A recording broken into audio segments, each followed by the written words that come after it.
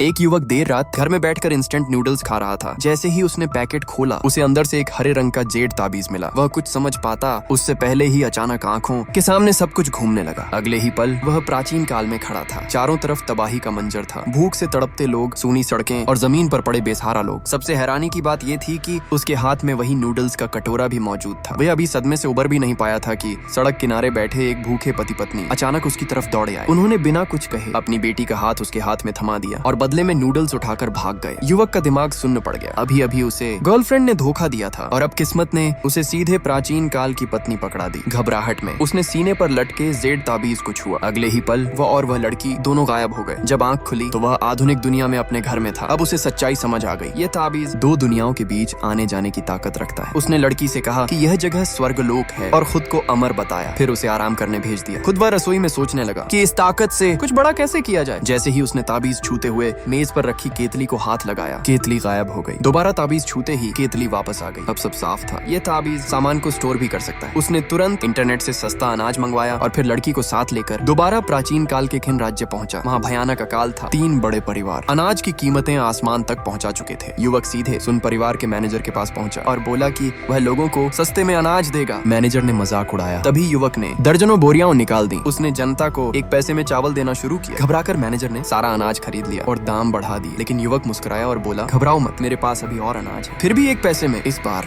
जालिमों को नुकसान हुआ और जनता को राहत मिली। बाद में युवक चांदी को सोने में बदलकर आधुनिक दुनिया लौटा और सोना बेचकर करीब 9 करोड़ 40 लाख रुपए कमा लिए। अब वह सिर्फ अमीर नहीं था, वह 2 दुनियाओं की किस्मत बदलने वाला इंसान बन चुका था। और ये तो बस शुरुआत थी।